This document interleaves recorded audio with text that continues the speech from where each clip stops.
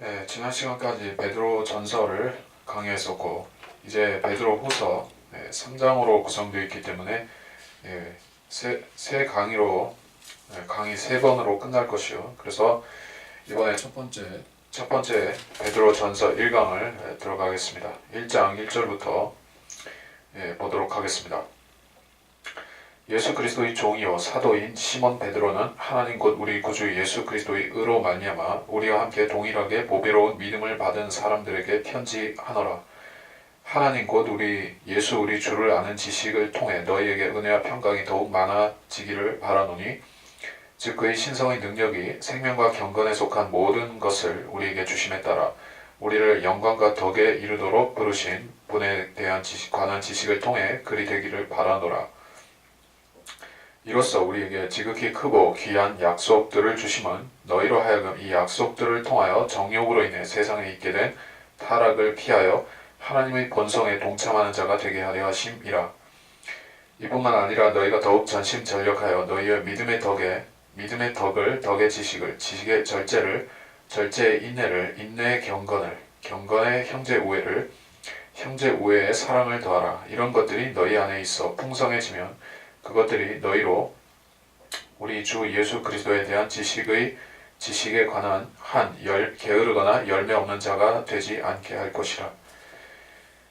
자, 그리스도인의 생활의 경건에 대한 문제를 사도 베드로가 언급하고 있습니다. 1장 1절에서 예수 그리스도의 종이자 사도다라고 자신을 소개하고 있는데 첫 번째 서신에서는 그렇지 않지만 여기 두 번째 서신에서는 종이 먼저 나온 것이요. 모든 그리스도인은 자녀이자 종이죠. 신분적으로 말해서 그리스도인은 두 가지 면을 갖고 있습니다. 여러분은 모두 구원받았으면 하나님의 아들들, 다시 말해 자녀가 된 것입니다. 근데 두 번째 측면이란 무엇인가?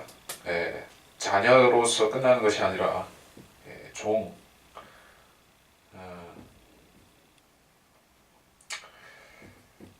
종이로서의 측면을 여러분이 놓쳐서는 안 된다는 것이에요. 종이란 무엇입니까? 주인이 의도하는 대로 움직이는 것이 종이죠. 주인이 시키는 대로 일을 하는 것이 종입니다.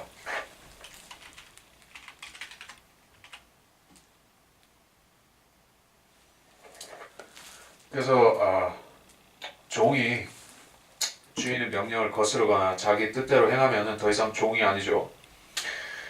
그 불법을 행하는 자가 되죠.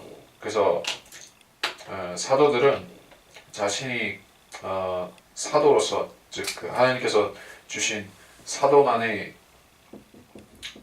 사도로서의 권능이 있죠.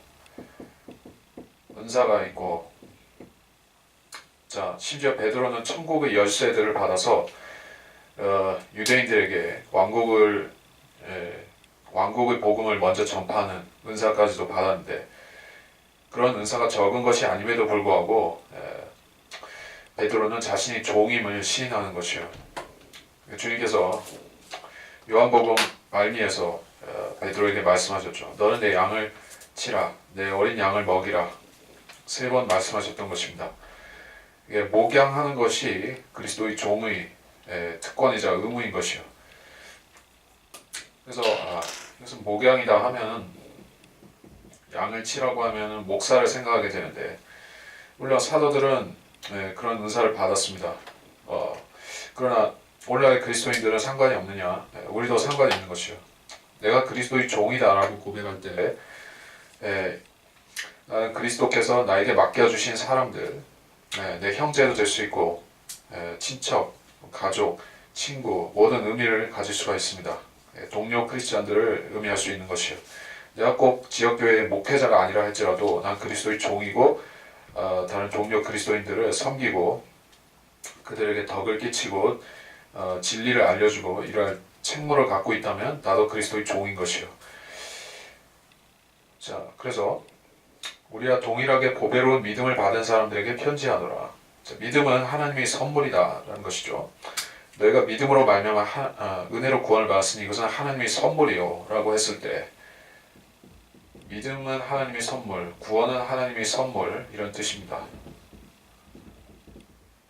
선물이다. 선물로 받았다는 것은 여러분이 그 받은 것을 내가 그 노력으로 쟁취한 것처럼 특권 의식을 가질 필요가 없다는 얘기예요. 그 보배로운 믿음은 하나님께서 선물로 주셔서 그 가장 값진 선물을 주셔서 나에게 보배로운 것이지 내가 노력으로 쟁취해서 나한테 보배로운 믿음이 된 것이 아닙니다. 2절 하나님 곧 우리 예수 우리 주를 아는 지식을 통해 라고 했습니다. 삼위일체 예수님이 곧 하나님이시다라는 것이요. 예수님이 단지 육신으로 나타나신 하나님이 아닌 단지 한 선지자였다고 하면 이런 표현을 안 쓰겠죠. 성경은 도처에서 예수 그리스도의 신성을 가르치고 증거하고 있는데 이 사실을 모르는 사람들은 구원을 받지 못한 사람들이 오인하는 것입니다.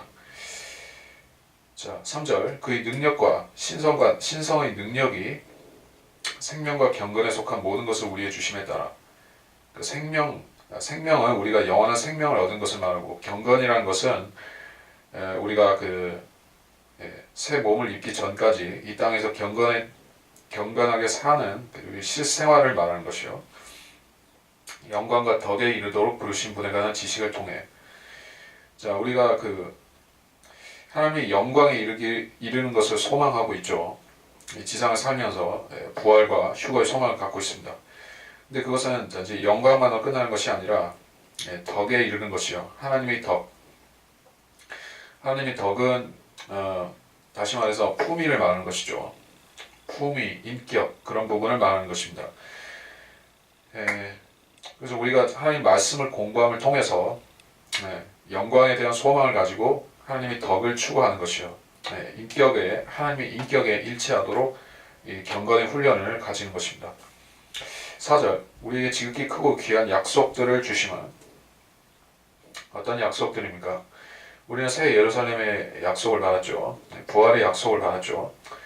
몸이 다시 살고 우리가 하늘에 있는 집에 살게 된다는 그런 약속들을 받았습니다. 또한 이 지상에서 주님과 함께 통치하게 되리라는 왕같은 제사장의 약속도 우리가 받았습니다. 여러 가지 구절들을 인용할 수 있겠지만 시편 50편 15절을 잠깐 한번 보겠습니다.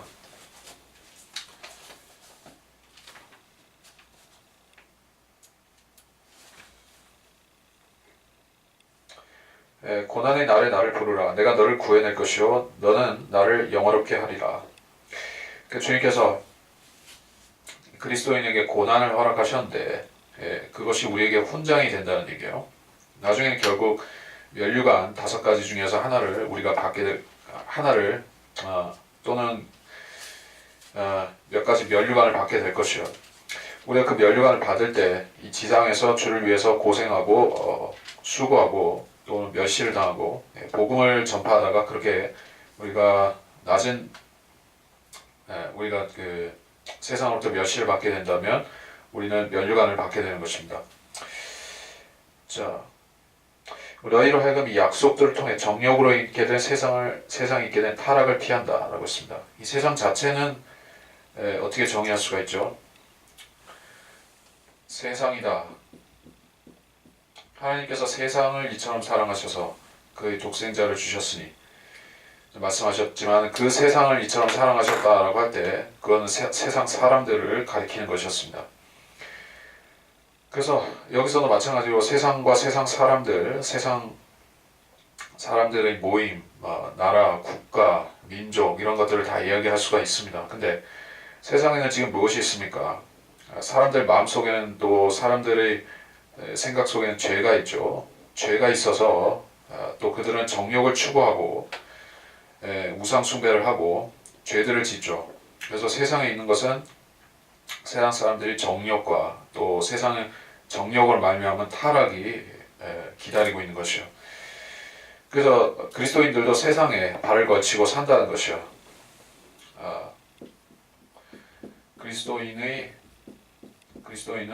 세상으로부터 성별해야 된다라는 말이죠. 이제 성별해야 되는데 우리가 세상을 떠나서 성별할 수는 없죠. 바울도 그렇게 얘기했죠. 우리가 세상으로부터 아예 벗어날 수 없는 것입니다. 또 하나님께서는 그것을 바라시는 것도 아닙니다. 성별이라는 것은 우리가 세상에 몸담고 있고 세상 사람들과 같이 숨쉬고 밥도 먹고 하지만 그럼에도 우리는 세상 사람들에게 동참하는 자가 아니라는 것이요. 그들의 정욕과 그들의 악한 행실에 동참하는 것이 아니라 오히려 그들을 계도하고 성경 말씀으로 계도하고 복음으로 이겨오고 또 진리로 꾸짖고 책망하고 또 우리가 세상 사람들로부터 비난을 받지 않고 오히려 모범이 되어서 복음 전파를 막지 않는 것이요. 그것이 우리가 세상에서 성결한 자가 되는 것이고 여기서 다시 말해서 하나님의 본성에 동참하는 자, 세상이 그렇게 우리를 보는 것입니다. 그리스도인들을 그렇게 말하자면 세상이 그 그리스도인들을 그런 사람들로 보는 것이요. 그러면 우리가 세상의 타락에 동참하는 자가 아닌 것입니다. 5절 이뿐만 아니라 너희가 더욱 전심전력하여 너희 믿음의 덕의 지식을. 자, 5절에서 7절까지의 우리 대강의 무엇을 우리가 어떤 메시지를 파악해야 되겠습니까? 순서. 우리가 그리스도인이 성장의 순서를 이것으로 정의할 수가 있죠. 자, 성장은 순서가 있습니다. 영적 성장. 육적으로 사람이 갓난아기에 태어나서 성인까지, 청소년기 거쳐 성인까지 자라고 원숙해지기까지 많은 과정들이 있죠. 그와 마찬가지로 영적인 성장에도 과정이 있습니다. 그리고 성장통이라는 것도 우리가 경험하게 되는 것이죠. 그냥 스무스하게 아무 일 없이 그렇게 성장하는 사람은 없습니다, 사실. 반드시 어떤 과도기를 겪고 또 그 성장통이라고 하는 고통도 지나가야 되는 것입니다. 그래서 가장 먼저 필요한 것이 무엇인가? 믿음이 없이는 하나님을 기쁘시게 할 수 없다는 것이 성경이 절대 전제죠. 우리가 모든 일을 행함에 있어서 또 심지어 구원을 받기 위해서도 1차적으로 믿음이 없으면 안 되죠. 하나님의 말씀을 어린아이같이 순수하게 받아들이고 순수하게 예수 그리스도를 믿어야 되는 것이죠. 그러면 영적인 우리 그 기본 바탕이 된 것이요. 성장할 수 있는 기본 바탕이 믿음에 있다. 그래서 믿음을 먼저 말씀하고 그 다음에 덕을 그리고 지식을 말씀하는데, 자, 믿음이라는 것은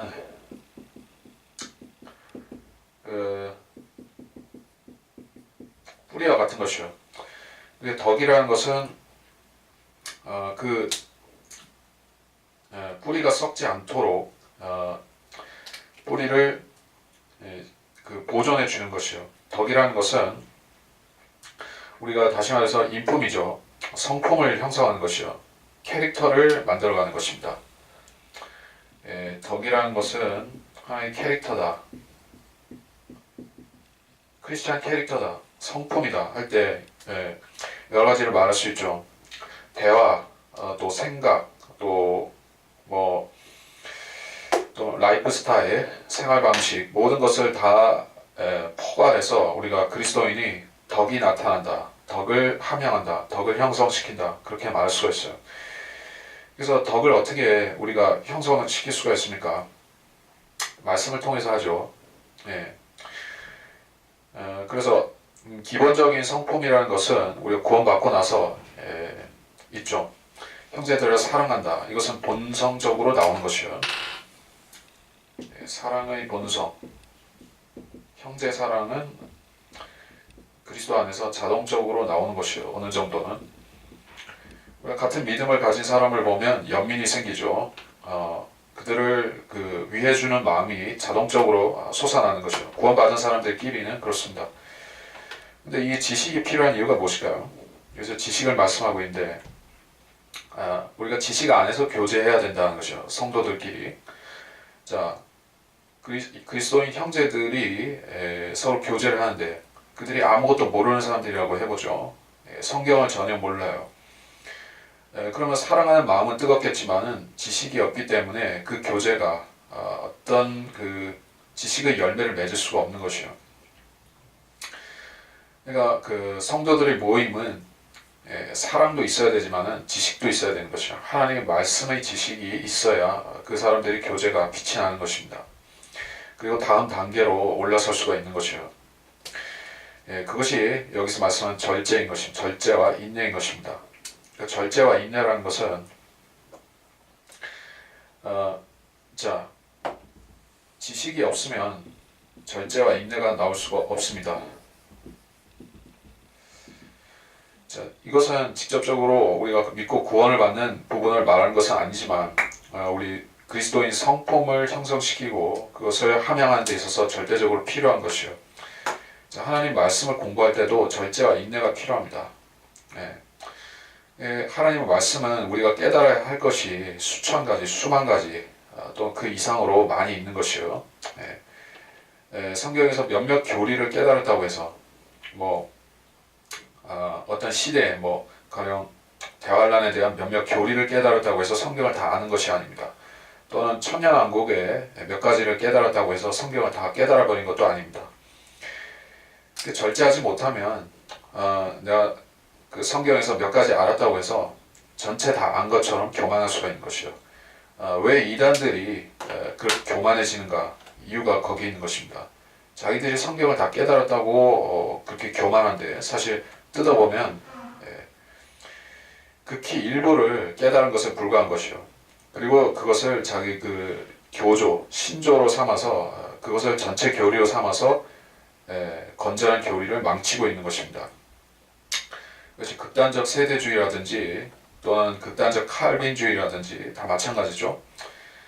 그 사람들이 물론 칼빈주의는 전체가 잘못된 교리이긴 하지만 그 중에서 건전한 교리도 일부 없는 것은 아니죠. 가령 성도의 견인이라든지 구원의 보장을 그들도 주장하는 것입니다. 그것을 주장하면서 동시에 불건전한 교리들을 더 많이 가지고 들어오는 것이요. 이것이 그 절제가 없는 것이죠. 인내도 없는 것입니다. 그리고 다시 필요한 것이 경건이에요. 경건. 이런 바탕이 갖춰졌으면 우리가 경건에 이를 준비가 된 것이요.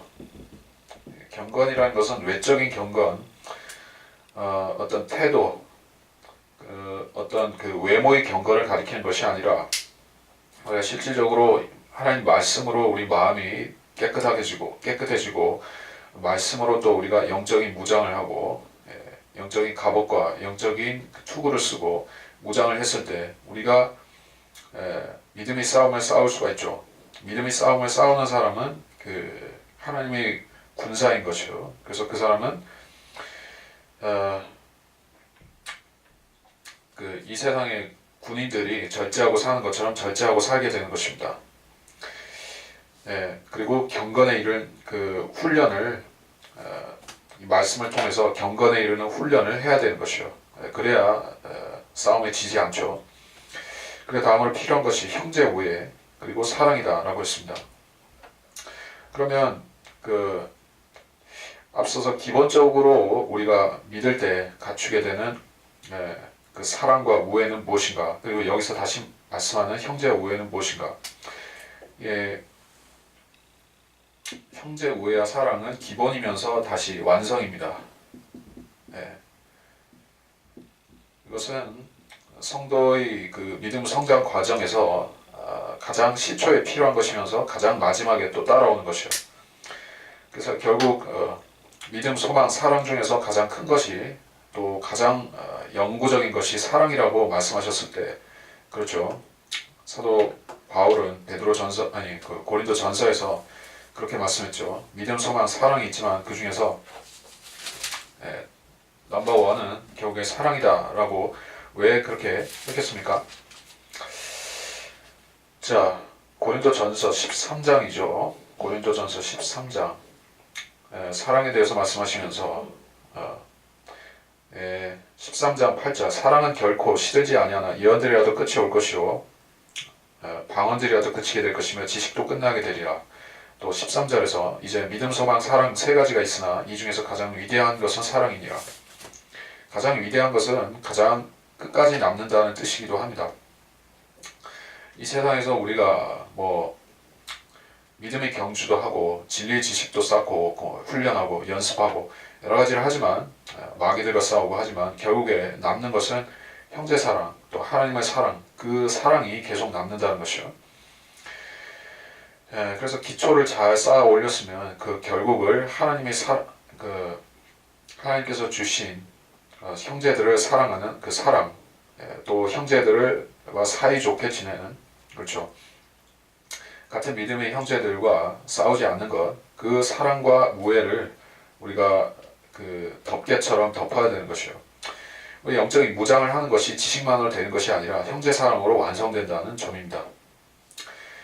그래서 이제 훌륭하게 잘 싸울 수 있는 또 믿음의 경주를 달릴 수 있는 그런 군사와 주자로서 성도가 준비가 된 것입니다. 그러면 8절에서 이런 것들이 너희 안에서 풍성해지면 그것들이 너희로 우리 주 예수 그리스도에 대한 지식에 관한 게으르거나 열매 없는 자가 되지 않게 할 것이라.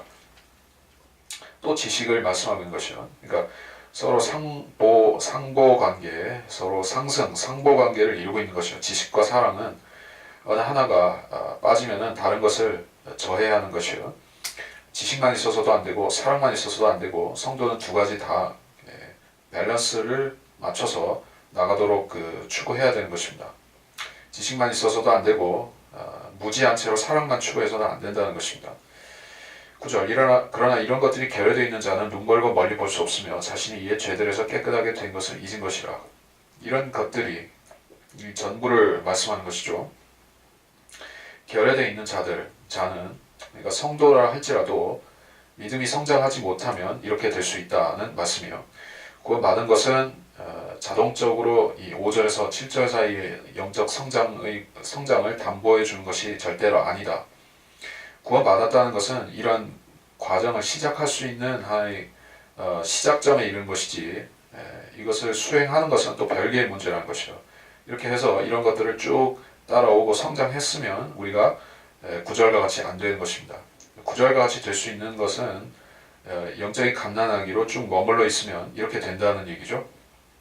육신적인 크리스천들이 되는 것이에요. 9절은 10절 그러므로 형제들아 오히려 더욱 힘써서 너희 부르심과 택하심을 확고히 하라.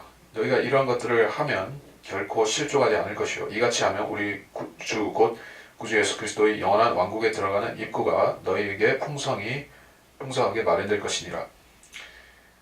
너희의 부르심과 택하심을 확고히 하라. 자, 사람에게 부르심과 택하심을 확고히 하라는 게 무슨 말이죠? 하나님께서 하신 택하심은 따로 있는데 사람이 또 거기다가 또 다른 택하심을 덧붙이라는 얘기인가요? 그건 아니죠. 여기서는 부르심이 있고 택하심이 있어요. 자, 성도로서 여러분을 부르셨어요. 또 성도로서 여러분을 택하셨어요. 이게 무슨 의미가 있죠? 여러분이 하나님의 자녀로 부르시고 자녀로 택하심을 받았다는 것은 구원을 상실하지 않고 이제 영원한 하늘나라에 가기까지 여러분이 구원이 보존된다는 의미가 거기에 있죠. 근데 여기서 말씀하는 부르심과 택하심은 단순히 그 뜻일까요? 아니면 다른 의미가 있을까요? 물론 이것은 섬김에 있어서 그럴 수가 있는 것이요. 이건 다시 말해 종이죠. 그리스도의 종. 여러분이 그리스도의 종으로 부르심을 받았습니까? 또 하나님께서 여러분에게 어떤 영적인 사역을 영적인 일을 맡기시고 그리스도를 섬기거나 형제를 섬기거나 또 하나님의 일을 여러 가지 수행하는 그런 종으로서의 직분을 여러분에게 위탁하셨습니까? 하는 것이요. 그러면 그 일에 여러분은 부르심 받은 것이고 또 택함 받은 것입니다. 단순히 구원으로 택하심 받은 그 뜻으로 그치는 것이 아니라 섬김의 자리로 부르심 받은 것이요. 자, 그런 것들을 확고히 하라는 것이요. 여러분이 구원받은 그 자격은 절대로 잃어버리지 않지만 섬김의 자격은 상실할 수가 있습니다. 바울도 다른 사람들은 구원받게 한 후에 자신은 그리스도의 종으로서의 직분을 잃어버릴까봐 두려워하기도 했었던 것입니다. 자신이 버림받을까 두려워했다는 말은 바울이 구원을 잃어버릴까 두려워했다는 그 뜻이 아니라는 것을 여러분이 아셔야겠죠. 여기서도 베드로는 그리스도인이 섬김의 자리에 있는 것, 그 자리에서 이탈할 수도 있는 것, 그 부분을 말씀하는 것이요. 실족하면 우리는 그리스도의 종으로서 누리는 특권들과 또 앞으로 받게 될 상들과 이런 것들에서 멀어지게 되겠죠. 그래서 그것이 우리에게 실족이요 우리에게 손실이 되는 것입니다. 그렇게 안 되도록 우리가 영적으로 깨어있을 뿐만 아니라 6절에서 7절, 5절에서 7절에 말씀하신 것들을 유념하고 우리가 그중 어떤 것들을 놓치고 있는지 잘 자신을 성찰할 필요가 있을 것이다 말씀이에요. 11절에서 또 우리 주 곧 구주 예수 그리스도의 영원한 왕국에 들어가는 입구라는 말씀을 했습니다. 그리스도의 왕국에 들어가는 입구가 마련된다. 이게 무슨 말이죠? 자, 이것도 셋째 하늘인 그 하늘 나라에 들어가는 입구가 우리한테 좁혀졌다, 넓혀졌다 한다는 그 뜻으로 말씀하신 것이 아니겠죠. 자, 기본적으로 성경에서 킹덤, 왕국을 말씀하실 때가 있고 또 나라, 하나님의 나라를 말씀하실 때가 있고 그러한 그 우리말 성경을 기준으로 말하는 것이요. 그러한 그 왕국이라든지 하나님의 나라라든지 이런 언급들의 그 뉘앙스들이 각기 다 다른 것입니다. 여기서 그리스도의 영원한 왕국은 무엇을 말하는가? 천년 왕국, 이 땅에 수립되는 천년 왕국, 그 왕국을 말한다고 보는 것이 정확하죠.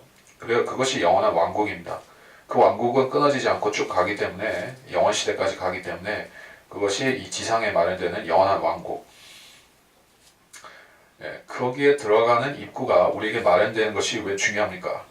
어떤 사람은 동참 못할 수도 있고 어떤 사람은 통치와 무관할 수도 있기 때문에 그래 말씀하신 것입니다. 통치와 무관한 사람들은 무엇을 하겠습니까? 새 예루살렘에 살 수는 있겠죠. 하지만 주님께서 하시는 통치에는 동참하지 못할 것이요. 그래서 이것도 우리 직접적으로 영적인 구원과는 상관이 없는 얘기입니다. 지옥에 가는 그 얘기를 한 것이 아니란 얘기예요. 이런 것은 우리가 아주 그 영적으로 센스를 발휘해서 분별해서 읽을 필요가 있겠죠. 많은 사람들이 구원을 상실하는 것과 무관한 얘기인데도 마치 그런 것처럼 생각해서 성경을 읽다가 실족하는 것이요. 특히 베드로 전후서 또는 기타 다른 일반 서신서들에는 그 구원의 상실에 대한 그런 뉘앙스가 있는 말씀들을 가지고 사람들이 이 은혜로 받은 구원을 행위를 가지고 지켜야 된다든지 행위가 부실하면 잃어버릴 수 있다든지 그런 생각을 갖게 되는 것이요. 그러나 성경은 올바로 시대와 그 상황을 분별해서 읽어야만 되는 것이죠. 그래야지 우리가 바른 교리로 성경을 읽는 것입니다. 자, 그래서 이거는 우리의 섬김과 관련이 있다 하는 얘기였고 12절 이러므로 너희가 이런 것들을 알고 현재의 진리에 굳게 서 있지만 나는 항상 너희로 이런 것들을 기억나게 이런 일들을 기억나게 하는데 소홀히 하지 아니하겠노라. 그렇도다 내가 이 장막에 있을 동안에 너희를 각성시켜 기억하게 함이 옳은 줄로 여기나니 이는 우리 주 예수 그리스도께서 내게 보여주신 것 같이 나도 나의 장막을 벗어날 때가 임박했음을 알미라. 또한 내가 떠난 후에라도 너희가 이러한 것들을 항상 기억할 수 있도록 내가 힘쓰겠노니. 여기 본문에 뭐 어려운 내용은 따로 없죠. 그래서 13절에서 장막 얘기를 하기 때문에 이거는 사람이 육신의 장막을 얘기하는 것을 우리가 그냥 알 수가 있죠. 그리스도인은 성령이 계신 그 장막과 같습니다. 그 장막인데 장막이라는 것은 우리가 알지만은 이거는 그 잠시 쳤다가 그 이동할 때는 또 접어버리고 이렇게 이동식 그 일시적으로 사는 의미가 있죠. 우리가 이 지상 생애를 짧게 살기 때문에 장막에 산다 이렇게 말할 것이요. 근데 주님께서는 이 흙으로 된 육신인 장막에 거하는 우리와 함께 이 안에서 거하고 계시기 때문에 우리가 여기 이 땅에서 성전으로서 육신이 살고 있는 것이요. 성령이 안 거하고 계시다면은 우리는 그냥 육신의 그런 그 흙으로 된 집에 불과하겠죠. 근데 성령이 거하시니까 우리가 성전이 된 것이요. 고린도후서 5장 1절로 4절을 잠깐 보겠습니다. 고린도후서 5장 1절로 4절. 우리가 아는 것은 만일 땅에 있는 우리의 장막집이 무너지면 하나님께서 지으신 큰 집, 즉 손으로 짓지 아니한 하늘들에 있는 영원한 집이 있다는 것이라. 정녕 우리가 여기서 신음하며 하늘에서 오는 우리의 집으로 옷 입게 되기를 간절히 바라나 만일 우리가 옷 입고 있다면 벗은 채로 발견되지 아니하리라. 이 장막집에 있는 우리가 짐을 지고 신음하는 것은 벗으려는 것이 아니라 옷 입혀지고자 함이니 이는 죽을 것이 생명에 의해서 삼켜지는 것이라. 자, 그 집으로 비유를 했습니다. 하늘에서 우리를 기다리고 있는 새로운 몸이 있고 또 이 땅에서 우리가 신음하며 사는 그런 누추한 집이 있다. 이렇게 비유로 말씀하신 것이에요. 그리고 우리는 헌 집을 헐어버리고 새 집으로 들어가는 식이 아니라 순간적으로 삼켜지는 식으로 갈아입혀질 것이요. 삼켜진다라고 얘기했죠. 삼켜지는 것은 즉 우리가 순간적으로 몸이 변화되는 그 휴거, 그 과정을 말하는 것이요. 그러니까 우리가 생명에서 죽을 것이 삼켜지는 식으로 결국 몸의 구원을 받게 될 것이다는 얘기예요. 자, 이것이 장막의 성경에서 성도의 몸을 장막이라고 한 그 이유인 것입니다. 잠시 있다가 새 몸으로 삼켜질 것이요. 바뀌어지는데 순간적으로 그렇게 될 것입니다.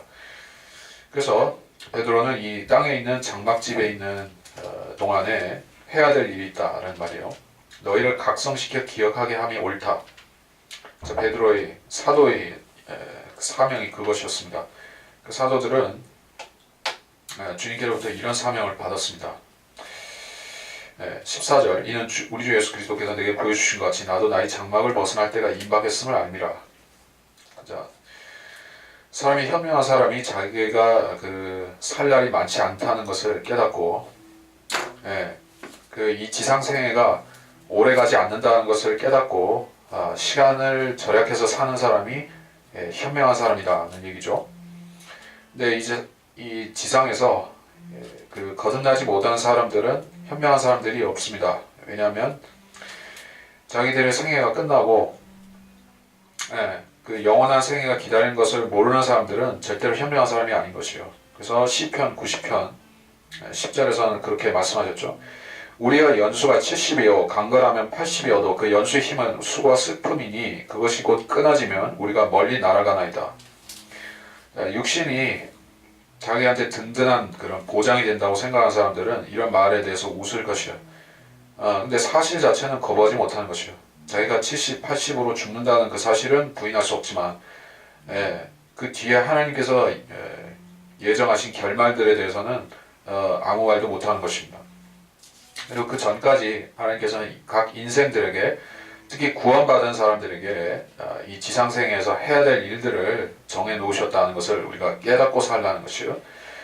우리가 해야 될 일을 정해놓으셨는데 그것은 바로 믿지 않는 세상 사람들에게 복음을 증거하는 또 진리 지식을 증거하고 이 땅에서 하나님의 말씀을 영화롭게 하는 일들을 수행하는 것이요. 그것이 우리가 이 지상에서 하고 떠나야 되는 일인 것입니다. 16절 우리가 우리 주 예수 그리스도의 능력과 오심을 너에게 알게 한 것은 교묘하게 꾸며낸 이야기를 좇은 것이 아니라 그의 위엄의 목격자들이었기 때문이라. 지극히 큰 영광으로부터 이러한 음성이 그에게 들려오기를 이는 내 사랑하는 아들이요 그 안에서 내가 매우 기뻐하노라 하실 때 그가 하나님 아버지로부터 존귀와 영광을 받으셨느니라. 이 음성은 우리가 그와 함께 거룩한 산에 있을 때 하늘에서 나온 것을 들은 것이라. 자, 여기서 재림을 말씀하신 것이에요. 변형산 사건인데 변형산 사건은 다시 말해 그 재림의 하나의 축소판 모형인 것이요.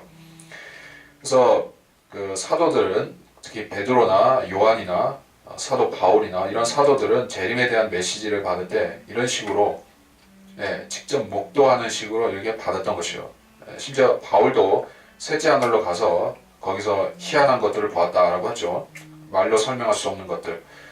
재림과 또는 앞으로 있을 일들과 관련해서도 아마 봤을 것이요. 물론 사도 요한은 직접 몸으로 올라가서 그런 놀라운 것들을 보기도 했었죠. 베드로는 직접 자기가 휴가되고 그런 체험은 안 했지만 변형산 사건을 통해서 주님의 영광스러운 재림을 미리 보았던 것입니다. 자, 어떻게 보았는가? 16절에 우리가 우리 주 예수 그리스도의 능력과 오심, 여기서 능력이라는 것은 그 능력의 주로 오시는 그 영광스러운 재림을 말씀하죠. 너에게 알게 한 것은 교묘하게 꾸며낸 이야기를 좇은 것이 아니라, 자, 그 그리스도의 초림 이전에 그 동정녀 탄생이라든지 하나님이 육신으로 나타난다는 이야기가 신화들 여러 가지 이방의 그 신화와 전설들이나 이런 데 들어 있었죠. 그리스 신화에도 비슷한 얘기가 있었고 이집트라든지 여러 가지 이방 나라들에는 그 메시아가 육신으로 오는 식으로 그런 이야기들이 있었죠. 근데 그건 다 교묘하게 꾸며낸 이야기들이었던 것입니다. 그 성령이 없는 성령의 영감으로 받은 것은 39권의 그 구약 성경밖에 없었던 것이고 그 성경 안에서만 하나님께서는 메시아의 초림과 재림을 증거하신 것이요. 그래서 교묘하게 꾸며낸 이야기를 좇은 것이 아니라 어떤 외경이나 위경이나 또는 그 신화나 전설이나 또 사람들이 꾸며낸 그런 철학이나 이런 데서 나온 이야기가 아니다는 것이요. 베드로는 주님께서 영광으로 오시는 그의 모습을 직접 바라보았다. 직접 변형사에서 보았다 하는 것이요. 그의 위엄의 목격자들이었기 때문이라.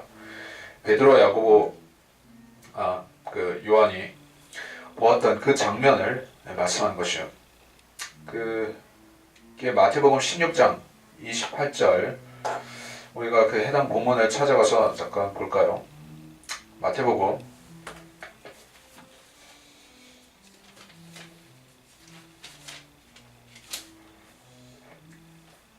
16장 그러니까 17장 1절부터 5절 사이 17장 마태복음 17장 1절부터 엿새 후에 예수께서 베드로와 야고보의 형제 요한을 데리고 따로 떨어져 있는 높은 산으로 올라가시어 그들 앞에서 변형되시니 그의 얼굴은 해처럼 빛나고 그의 옷은 빛처럼 희어지더라. 그런데 보라, 모세와 엘리야가 그들에게 나타나서 주와 함께 이야기하더라. 그러자 베드로가 예수께 대답하여 말씀드리기를 주여 우리가 여기 있는 것이 좋사오니 주께서 원하시면 여기에 장막 셋을 짓되 하나는 주를 위하여 하나는 모세를 위하여 하나는 엘리야를 위하여 짓겠나이다 라고 하더라. 그가 아직 말하는 중인데 보라 빛나는 구름이 그들 위를 덮더라. 보라 구름 속에서 음성이 있어 말하기를 이는 내 사랑하는 아들이요 그 안에서 내가 기뻐하노니 너희는 그의 말을 들으라 하는지라. 이것이 재림의 예표라는 사실을 우리가 어떻게 알 수가 있습니까? 모세와 엘리야가 등장한 것이요. 모세는 구약의 선지자들 중에서 으뜸이고 율법을 수여한 사람이고 또 그는 그 이스라엘의 그 왕이었었죠. 여수론의 왕이었었고 그런 그 대표급 선지자이고 엘리야는 3년 반 동안 그 비를 오지 않게 만들었었고 그 우상 숭배자들을 해치운 그러한 그 전사이자 선지자였던 것이요. 이 두 사람이 등장해서 유대인들이 가장 존중하고 가장 그 권위를 두는 그런 두 선지자가 등장해서 주와 함께 이야기하고 있었던 것입니다. 그리고 그 두 사람은 전부 몸이 셋째 하늘로 올라간 사람들이요. 모세는 죽었다가 살아나서 올라간 사람이요. 엘리야는 죽지 않고 불병거를 타고 올라간 사람이고 그런 사람들이 주와 함께 나타나서 무슨 이야기를 했었겠습니까? 여기서 그 이야기의 내용은 없지만은 짐작할 수 있는 것은 여기서 4절에서 베드로가 장막을 짓는다, 장막 셋을 짓는다는 이 이야기를 하고 있어요. 장막절과 관련된 이야기입니다. 여러분이 구약에 보시면 장막절은 그 이스라엘의 절기들 중에서 주 예수 그리스도의 지상 재림을 직접적으로 나타내는 그런 예표적인 절기가 장막절이라는 것을 알 수가 있을 것입니다. 그래서 스가랴서에서도 장막절을 지키는 그 장막절이 천년왕국 동안 준수된다는 말씀을 스가랴서 14장 18절에서 또 하고 있는 것입니다. 16절, 18절 등에서 하고 있습니다. 그건 읽지 않아도 되고 자 그래서 이 장막절이 중요하고 이게 재림이 절기이기 때문에 결국 종합해서 보자면은 모세와 엘리야의 등장, 장막절, 영광 중에 나타나시는 모습 그리고 높은 산 이런 것들은 전부 재림의 이미지인 것이요. 여기서 베드로가 왜 자기가 재림의 목격자였다 이 말씀을 여기서 하고 있을까요? 16절에서 자, 이 기억을 상기시켜주는 이유가 있겠죠. 재림이 멀지 않았기 때문이거나 또 재림이 가까웠는데도 영적으로 침체되어 있고 잠자고 있는 사람들에게 주님이 재림이 가깝기 때문에 내가 그 사실을 직접 목도한 사람으로서 너에게 이걸 깨우쳐 주고자 한다는 얘기를 하는 것이요. 바로 지금이 이 말씀이 전파되어야 되고 사람들이 이 말씀에 주의를 기울여야 되는 때가 지금이 된 것이요. 왜냐하면 지금이 바로 이런 놀라운 사건이 일어나기에 가까운 시기가 되었기 때문이에요. 대환란이 지나면 곧바로 이런 일이 있을 것이기 때문에 우리는 우리 코앞에 우리 목전에 있는 일로서 재림을 받아들이고 매사 그렇게 인정하고 살아야 되는 것이다 얘기를 하는 것입니다. 자, 여기에 대해서는 그렇게 넘어가고 19절 우리에게 더 확실한 예언의 말씀이 있으니 날이 새어 샛별이 너희 마음에 떠오르기까지 너희가 어두운 것에서 빛나는 빛에 주의하듯 이 예언의 말씀에 주의하는 것이 잘하는 것이니라. 먼저 이것을 알지니 성경의 어떤 예언도 사사로운 해석에서 나온 것이 아니니 예언은 예전에 사람의 뜻에서 나온 것이 아니오 오직 하나님이 거룩한 사람들이 성령으로 감동을 받아 말한 것이니라. 자, 이 세 구절이 19절로 21절 이 세 구절의 말씀이 왜 16, 18절에 연이어서 나오는 것일까요? 하는 것을 우리가 의미를 제대로 알고 넘어갈 필요가 있을 것입니다. 그래서 잠깐 지우고 가겠습니다.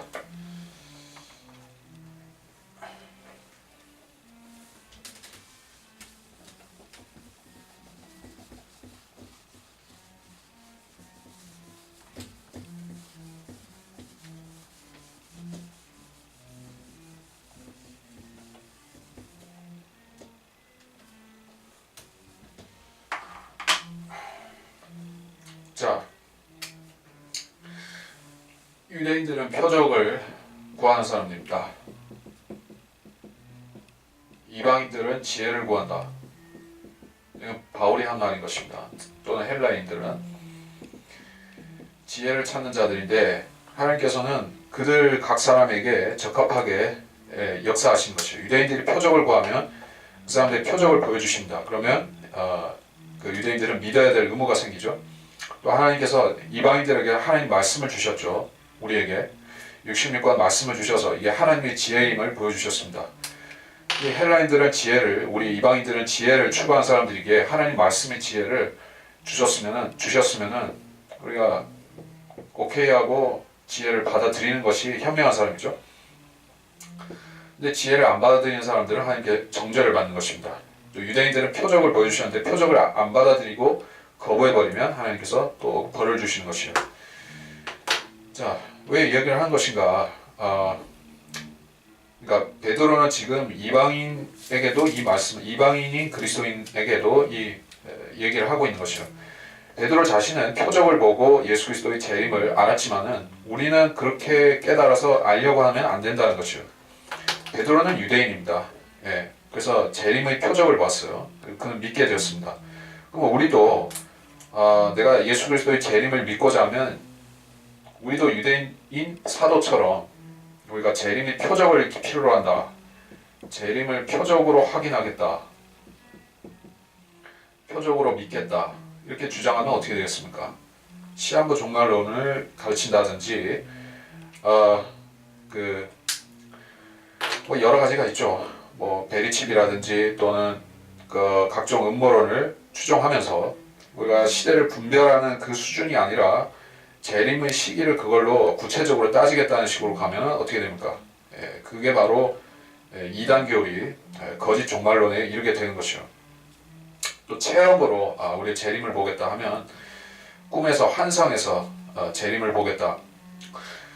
그런 식으로 하게 되면 결국에 하늘에 뭐 현상들을 추구하게 되고 뭐 블러드 문이라든지 이런 걸 보고 재림의 시기를 따지겠다는 것이요. 그러나 그런 천체의 징조들이나 지진이나 또는 뭐 여러 가지 사회 현상들이나 뭐 세계 정세나 이런 것을 가지고 재림을 논하는 것은 아주 그 1차원적인 것이요. 그거는 세상 사람들도 어느 정도 할 수 있는 부분이에요. 세상 사람들도 지금 시대가 악하다는 것, 뭐 동성연애라든지 여러 가지 악한 일들이 일어나는 것, 그리고 시대가 점점 이상하게 돼가는 것을 세상 사람들도 뭐 전혀 모르진 않습니다. 뭐 사람이 적어도 양심이 있고 감각이 있으면은 그런 걸 모를 수는 없는데, 그리스도인들은 그 정도 수준에서 시대 분별을 하는 걸로 지나가는 게 아니라 우리는 다른 더 특별한 우리는 시대 분별의 증거가 있다는 것이요. 그게 뭐냐? 우리는 표적을 보는 게 아니다. 19절에서 더 확실한 예언의 말씀. 자, 더 확실한 예언의 말씀들이 있다. 예언의 말씀이 있다는 것이요. 그럼 덜 확실한 것이 있다는 얘기인데, 덜 확실한 것은 16절에서 18절 사이에 이 표적이라는 것이요. 자, 이건 베드로가 직접 본 이야기예요. 베드로는 보았지만은 나중에 어떻게 됐죠? 예수님 돌아가실 때, 예수님 십자가에 못 박히시고 잡혀가시고 그때 베드로는 배교했죠. 자, 베드로는 이런 16절, 18절 사이에 이런 엄청난 광경을 보았고 주님이 영광 중에 오시는 모습까지도 자기 눈으로 본 사람인데도 왜 배교를 했습니까?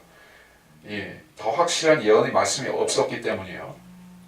신약 성경이 그에게 없었기 때문에 그는 그 지식에 이르지 못한 것입니다. 근데 우리한테는 하나님께서 신약 성경을 통해서 더 확실한 예언의 말씀을 우리에게 주신 것이요. 우리는 이 말씀 안에서 16절, 18절을 눈으로 본 것보다도 더 확실하게 앞으로 있을 일들을 우리가 영적으로 분별할 수가 있다는 것입니다. 예언을 우리가 공부하고 예언을 우리가 깨닫고 우리가 그걸 마음에 담아두는 것은 재림의 소망을 물론 굳건히 하기 위해서죠. 지식이 없이 예언의 소망을 어떻게 굳건히 할 수가 있습니까? 세상에서는 수많은 미혹들이 그리스도인을 공격하고 있는데, 여러 가지 행위구원이라든지 환난 통과라든지 여러 가지 미혹들이 뿌려지고 있는데 우리가 어떻게 그런 가시밭길을 우리가 무사히 통과할 수가 있죠? 더 확실한 예언의 말씀을 우리가 굳게 붙잡으면 그렇게 할 수 있는 것입니다. 언제까지 그렇게 하는가? 언제까지? 날이 새어 샛별이 너희 마음에 떠오르기까지. 그 전까지는 우리에게 말씀이 인도자인 것이요. 주의 말씀이 나를 인도하는 등불인 것입니다. 그런데 샛별이 떠오를 것이요. 샛별은 주 예수 그리스도의 재림이죠. 여기서는 문맥적으로 그 공중 재림을 말씀하는 것이요.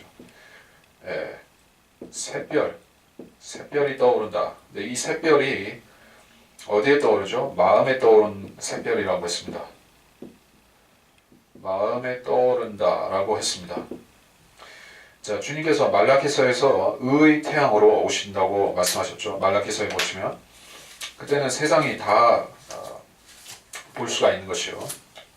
믿는 자들도 보고 믿지 않는 자들도 보는 것입니다. 그리고 또 계시록 1장에서 보면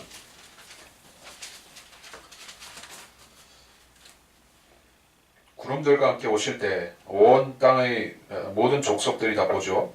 계시록 1장 7절 보라 그가 구름들과 함께 오시니 모든 눈이 그를 볼 것이며 그를 찌른 자들도 볼 것이요 또한 땅의 모든 족속이 그로 인하여 애곡하리라. 그대로 되리로다. 아멘. 자, 이때는 만천하가 보게 되고, 근데 그때가 아니란 얘기예요. 여기서는 우리 19절에서는 샛별이 너희 마음에 떠오른다라고 했습니다. 그러니까 이거는 마음이라는 건 프라이빗, 개인적, 개별적 그런 의미가 있죠. 퍼블릭하게 오시는 것이 아니라 프라이빗리 마음에 우리 오실 때 우리한테 마음에 먼저 그 사실이 각인되는 것이요. 무슨 얘기냐 하면은 주님께서 공중에 오셔서 각 사람에게 이리 올라오라 라고 부르시죠. 그 메시지가 우리 마음에 와서 전달될 것이요. 그러니까 많은 사람들이 텔레파시에 대해서 이야기를 하죠. 그리스도인들은 사실 저 하늘과 이 땅에 안테나를 가지고 연결되어 있는 사람들인 것이요. 주님께서는 성령을 통해서 우리 마음에 메시지를 주시고 그 메시지는 저 셋째 하늘 북극성보다 더 높이 있는 거기서 여기까지 순식간에 오고 가고 하는 것이요. 근데 주님께서 오시면 우리는 그 순간에 주님께서 오셨다, 올라간다, 이리 올라오라는 메시지가 나를 부르시는 목자장의 음성이시다 하는 것을 즉각적으로 알아차리는 것이요. 그래서 샛별이 공중에 오시지만은 그것은 우리 마음에 떠오르는 것이요. 그러니까 즉각적으로 하니까 마음만큼 스피드가 빠른 것은 없죠. 마음으로 바로 전달되는 것이요. 그리고 우리 몸이 변화돼서 올라가는 것입니다. 그래서 예언의 말씀에 주의하는 것은 주님께서 공중에 오시기 전까지, 샛별이 우리 마음에 떠오르기 전까지 그렇게 우리는 말씀을 의존하고 재림을 소망해야 된다는 것이요. 또 이 예언의 말씀에 주의해야 된다라고도 했습니다. 이 말씀을 우리가 전적으로 믿을 뿐 아니라 말씀에 주의해야 하는 것이요. 워치아웃 해야 된다는 것입니다. 하나님의 말씀은 믿는 사람들에게는 물론 거치는 것이 없지만은 우리가 말씀을 불신으로 대할 때, 의심으로 대할 때 이 말씀은 우리를 실족시킬 수가 있는 것이요. 말씀은 사실 어려운 것이 아니지만, 많은 부분들이 어려운 것은 아니지만, 특히 예언의 말씀들은 세심하게 시대를 나누고 상황을 분별하고 하지 않으면은 우리가 잘못된 교리를 가르칠 수 있기도 한 것이요. 특히 구약 성경에서 시편이라든지 이사야서, 예레미야서 많은 선지서들이 그러한 함정들이 있는 것이요. 믿음과 불신을 시험해보는 그 함정들이 있는 것이요. 시대를 올바로 구분해서 성경을 읽지 못하면 어떤 말씀을 읽다가 금방 실족하는 것입니다. 믿는 사람들도 그렇게 할 수 있는 것이요. 그래서 우리가 말씀에 주의하고 숙달되어 있어서 우리가 그 믿음이 흔들리지 않도록 잘 신경을 써야 하는 것이요. 20절, 먼저 이것을 알지니 성경의 어떤 예언도 사사로운 해석에서 나온 것이 아니다. 성경 자체를 말하는 것이요. 성경의 어떤 예언도 사사로운 해석에서 나온 것이 아니다. 그러니까 성경이 있기 이전에 다른 인간의 말, 경전, 역사 이런 것들이 다 있었죠. 그리고 모세가 나타나서 그 모세 오경을 처음 기록했을 그 당시에도 책이라는 것이 없었던 것은 아니죠. 그 전에도 사람들이 학문도 있었고 책도 있었고 과학도 있었고 별거 다 있었죠. 많은 사람들이 성경은 그 고대의 어떤 지혜들로부터 나온 것이다 이렇게 주장하는 것이요. 그러니까 옛날 사람들이 아주 그 지혜로워서 종교와 과학과 철학과 이런 경전들이 쭉 있었는데 그 중에서 성경은 일부를 따서 나온 것이다 이런 식으로 주장하는 것이요. 근데 그거는 성경이 또는 이 기독교 신앙이 다른 종교에서부터 나왔다라고 가르치는 사람들이 그렇게 하는 것이요. 종교도 진화되고 사상도 진화되고 그래서 그 원천은 그 성경이 아닌 다른 것에 있는데 그게 이집트라든지 바빌론이라든지 이런 수메르라든지 이런 데서 나왔다는 식이에요. 근데 성경의 어떤 예언도 사사로운 해석에서 나온 것이 아니다는 것이요. 하나님의 말씀은 그 사사로운 해석이라는 그 말을 우리가 보기 위해서 창세기 40장 8절을 잠깐 가서 보겠습니다. 창세기 40장 8절.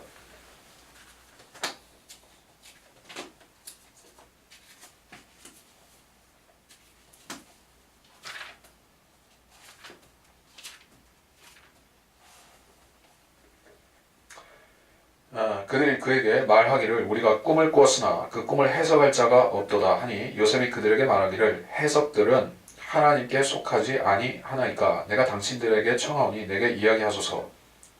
자, 요셉은 단지 그 꿈의 해석이 하나님께 속했다라고 말하고 끝난 얘기가 아니죠. 그래서 성경 전체의 해석과도 관련이 되는 것이요. 성경의 해석도 하나님께서 영감을 주셔서 그 바른 해석을 하게끔 하시는 것이요. 성경의 바른 해석은 원래 그 어떤 해석을 하라는 것이 하나님께로부터 정해져 있다는 것이요. 인간이 이렇게도 해보고 저렇게도 해보고 하다가 우연히 끼워 맞춰서 성경이 해석되는 것은 아니다라는 얘기예요. 그러니까 하나님께서 원하시는 정확한 해석도 분명히 있다는 말씀인 것입니다. 그래서 그 사실을 알 때 우리는 성경의 해석에 있어서도 그 하나님의 말씀을 다룰 때 어떤 해석을 함에 있어서도 신중해지게 되는 것이요. 내가 하는 해석이 네, 이렇게도 해보고 저렇게 끼워 맞춰서 하는 해석인지 하나님께서 정확하게 알려주셔서 우리가 이대로 하라고 주시는 해석인지 그것을 알아야 된다는 것이요. 그것을 아는 기준이 무엇입니까? 사사로운 해석이 있기 때문에 우리가 비교급으로 알 수가 있는 것이요. 성령이 주시는 해석이 있는가 하면 사사로운 해석도 있습니다. 예. 자, 사사로운 해석을 하는 사람들은 어떤 특징이 있습니까? 예, 이거는 그 세대주의의 근본에 대해서 얘기해야 되는 부분이라서 뭐 간단한 얘기는 아니죠. 근데 사사로운 해석이라고 할 때 그 성경에는 시대들이 있고 시대들마다 다른 구원 교리들이 있죠. 이게 기본인데, 자, 그 구약 시대의 그 구원 교리와 신약 시대 구원 교리가 다르죠. 또 신약 시대 구원 교리와 대환란 시대 구원 교리가 다르죠. 또 대환란 시대와 천년왕국 시대의 구원 교리도 다르죠. 그리고 구약 시대에도 여러 가지 경륜들이 있었죠. 각 시대들마다 하나님께서 인간들에게 주신 계시가 틀렸습니다. 네. 그래서 그 시대마다 인간들이 구원받기 위해서 해야 되는 것이 틀렸어요. 근데 사사로운 해석들이라는 건 무엇이냐 하면은 이 시대와 저 시대의 기준을 모호하게 만든다든지 바꿔치기 한다든지 뭐 섞어버리는 것이요. 구약에도 예수 그리스도를 오실 예수 그리스도를 믿고 구원받았다. 미리 믿고 구원받았다. 이렇게 가르치는 것이요. 사사롭다는 것은 성경에 근거가 없다는 것이요. 성경적 근거가 없는 것. 자, 구약에서 예수 그리스도 오실 예수를 믿고 구원받았다 하는 것을 성경으로 증명할 수 있느냐 하는 것이요. 증명할 수가 없습니다. 절대로 증명할 수가 없는 것이요. 증명할 수 없는데 억지로 하고자 하면 그게 사사로운 해석인 것입니다. 또 칼빈주의가 있죠. 칼빈주의에서 하나님께서 죄인들을 미리 구원받도록 구원받지 않도록 예정하셨다라고 주장하죠. 그걸 입증할 수 있느냐는 얘기예요. 근데 그 사람들은 입증할 수가 없고 입증하기 위해서 그 인간의 철학을 가지고 성경을 억지로 해석하는 것이요. 그래서 예수 그리스도가 인간의 그 죄들을 대속하기 위해서 죽기로 예정된 것을 가지고 모든 인간들이 구원과 멸망으로 미리 예정된 것으로 그렇게 억지로 해석한다는 얘기예요. 그게 사사로운 해석인 것입니다. 그래서 성경을 사사로이 해석하는 사람들을 통해서 이단 교리가 확산되는 것이요. 특히 종말론을 사사로이 해석하는 사람들에 의해서 안식교라든지 여호와의 증인들이라든지 통일교라든지 여러 가지 사사로운 이단 교리들이 나오게 되는 것입니다. 그러한 이단 교리들을 우리가 주의하고 그런 것들을 우리가 영적으로 분별하고 하다 보면 우리가 건전한 교리를 더 확실히 붙잡게 되는 것이요. 자, 21절 예언은 예전에 사람의 뜻에서 나온 것이 아니요 오직 하나님이 거룩한 사람들이 성령으로 감동을 받아 말한 것이니라. 하나님이 거룩한 사람들, 선지자들도 있었고 물론 그 선지자들은 다 똑같은 타입만 있는 것이 아니었습니다. 모세로부터 비롯해서 다 결함이 있는 사람들이었던 것이요. 요나도 결함이 있었고 하나님을 거역했던 사람이고, 자, 잠언과 전도서를 그 잠언의 상당 부분 또 전도서를 기록했던 솔로몬도 말년에 우상을 섬겼던 그런 죄를 지었죠. 자, 이런 부족하고 흠이 많고 죄도 많이 지었던 사람들이 하나님 말씀을 받아서 기록했습니다. 말씀을 전달하는 통로가 되었던 것이요.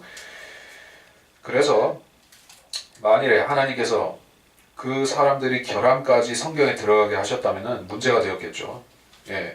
그 성경 기록자들의 기자들의 개인적인 죄들이나 여러 가지 불신들이 성경에 묻어 들어갔다면 성경이 믿을 수가 없는 책이 되었겠죠. 왜냐하면 그 사람들의 문제가 성경에도 들어갔다면 믿을 수가 없는 것이에요. 근데 사람의 뜻에서 나온 것이 아니다라고 했어요. 그러니까 하나님께서 문제가 많은 인간을 쓰셨지만 그 문제가 성경에 개입되지 않도록 하신 것이에요. 그 부족한 인간을 들어서 성경을 기록하신 것이요. 써서 성경을 주셨다.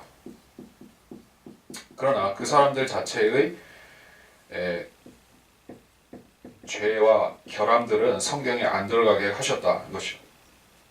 인간의 책은, 사람이 기록하는 책은 그렇게 할 수가 없습니다. 영감이 없는 책들, 가령 뭐 브리테니커 백과사전이라든지 섹스피어의 그 전집이라든지 이런 책들은 인간들의 죄들과 결함과 여러 가지 오류들이 묻어 들어갈 수밖에 없고 그걸 배제할 방법이 없습니다. 그럼 하나님께서는 성령께서 모든 것을 미리 아시기 때문에 결함들을 걸러내실 수 있는 것이요. 또 이것은 성경이 최초 기록되는 그 과정에만 그런 것이 아니라 성경이 번역되고 그러니까 지금 이 시대에 번역되고 보존되는 과정에 있어서도 하나님께서는 부족한 인간들을 사용하고 여전히 사용하고 계시다 하는 것이요. 그러니까 많은 사람들이 어떤 성경이 바른 하나님의 말씀이다. 이것은 하나님께서 완벽하게 우리에게 주신 하나님의 말씀이다. 그거를 우리가 확신하고 받아들이는 근거가 어디 있느냐는 것이요. 저 같은 경우에도 그렇죠. 이건 개인적인 부분이니까 저 같은 경우에도 이것은 하나님의 말씀이라는 확신을 어디서 얻었는가? 바른 하나님의 말씀과 또 틀린 개역 성경을 비교해 보면서 그때 분명히 알았던 것이요. 그러니까 그 저자에 대해서 한글 개역 킹제임스 성경의 저자나 한글 개역 성경의 저자나 그 사람들에 대해서 그러니까 개역 성경의 저자들을 내가 모르죠. 그렇다고 해서 내가 그 사람들을 뭐 속속들이 알아서 판단하는 것이 아니라는 것이요.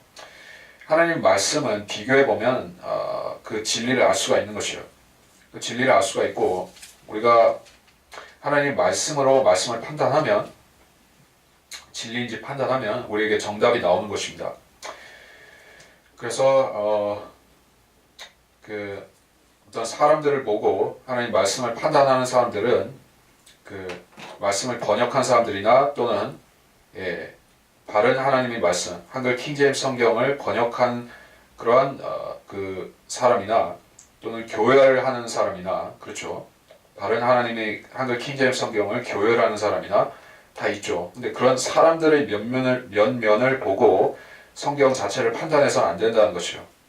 왜냐? 성경은 하나님이 거룩한 사람들이 성령의 감동을 받아 말한 것이고 그 감동을 받아 말한 것을 하나님께서는 지금까지 이 성령의 능력을 통해서 번역도 시키고 교회도 시키고 보존도 시켜 오셨던 것이기 때문에 우리는 이 전체 과정이 하나님의 섭리라는 것을 인정해야 되는 것이요. 누구 아무개의 믿음으로 이게 되는 것이 아니라 하나님께서 사람들을 사용하신 것이요. 그렇게 믿어야 되는 것입니다.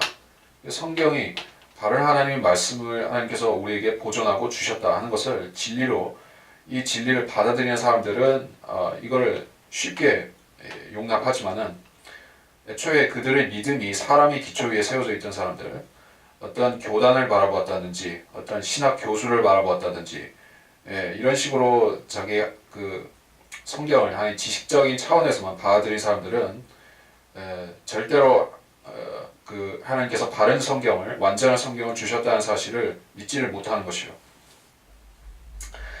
자 그리고 성령으로 감동을 받아 말한 것이니라. 자 말이 먼저가 있고 기록은 나중에 될 수도 있는 것입니다. 특히 성경이 기록된 말씀이기 때문에 기록되는 과정에 이르기까지 말씀을 하나님께서 편집하실 수도 있는 것이요. 중간에 하나님께서 뭔 말을 더 넣으실 수도 있고 빼실 수도 있고 그렇습니다. 그러나 일단은 성경을 영감으로 주실 때는 먼저 그 선지자들을 통해서 발설하게 하신 것이요. 자 그래서 그 발설과 기록 사이에 오차가 있느냐 하는 식으로 사람들이 말을 하는데 예레미야서 36장을 잠깐 보겠습니다.